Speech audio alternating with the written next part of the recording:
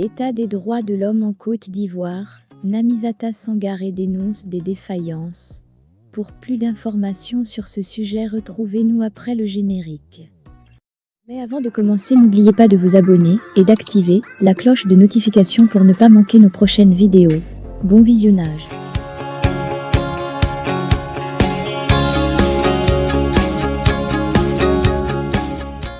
Comme chaque année, Namizata Sangaré, présidente du Conseil national des droits de l'homme, CNDH, était, hier, face aux sénateurs, à Yamoussoukro, pour leur présenter son rapport annuel de 2022.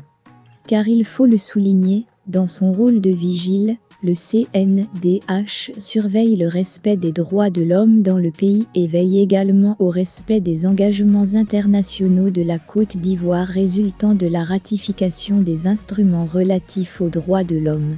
Ce rapport fait au sénateur par la présidente Namizata Sangaré s'est articulé autour de 3 points essentiels: l'état des droits de l'homme, les activités réalisées au cours de l'année 2022 et, enfin, les acquis, les difficultés et les perspectives.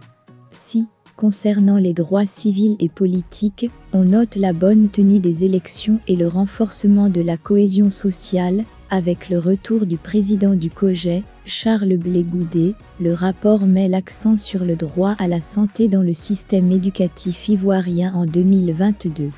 En effet, selon la présidente du CNDH, sur 326 établissements scolaires visités, 153 du public et 173 du privé, seuls 145 disposent d'une infirmerie en leur sein.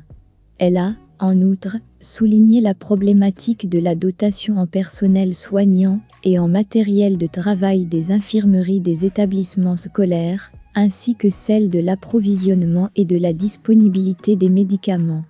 Ce rapport met également en évidence le droit à la santé dans les établissements pénitentiaires, ainsi que le respect des principes des droits de l'homme.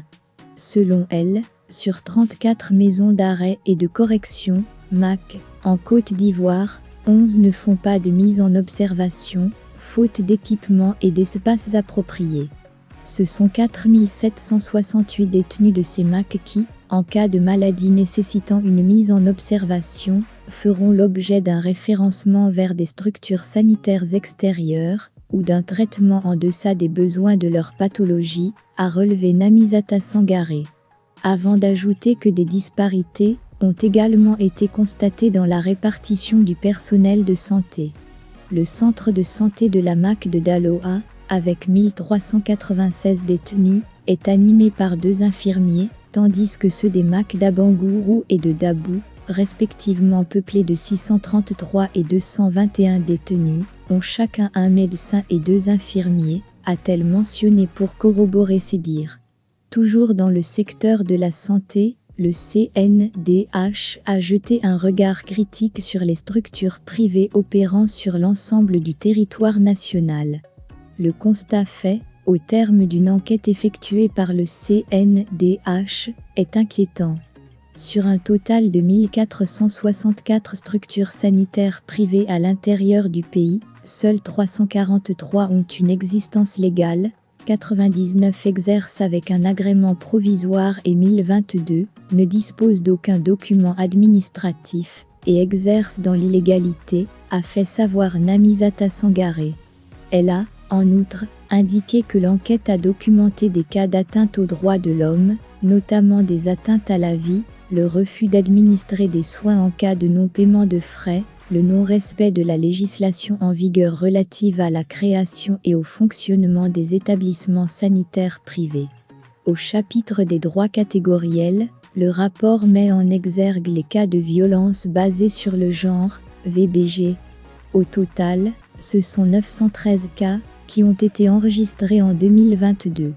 En effet, du 1er janvier au 31 décembre 2022, l'on note 198 cas de viol, soit 21,68%, 144 cas de violence psychologique, y compris le harcèlement sexuel, 230 cas de violence physique, 218 cas de déni de ressources, 32 cas de mariage forcé ou précoce, 33 cas d'agression sexuelle, La réalisation de toutes ces activités n'a pas été sans difficulté. La présidente du CNDH a évoqué l'insuffisance de ressources matérielles et financières pour la réalisation de son mandat, ainsi que le peu de collaboration avec certaines institutions et structures étatiques, l'absence de coopération d'une frange de la population dans le cadre du traitement des abus ou des violations de droits tels que les VBG. C'est pourquoi elle a sollicité l'appui des sénateurs dans sa délicate mission de vigile au service des populations. En termes de perspective, elle envisage, entre autres, la consolidation des acquis à travers l'amélioration du cadre législatif et réglementaire et le renforcement des capacités matérielles et opérationnelles du CNDH. De même que la construction d'un centre international des droits de l'homme et de la démocratie pour renforcer le programme de formation Université des droits.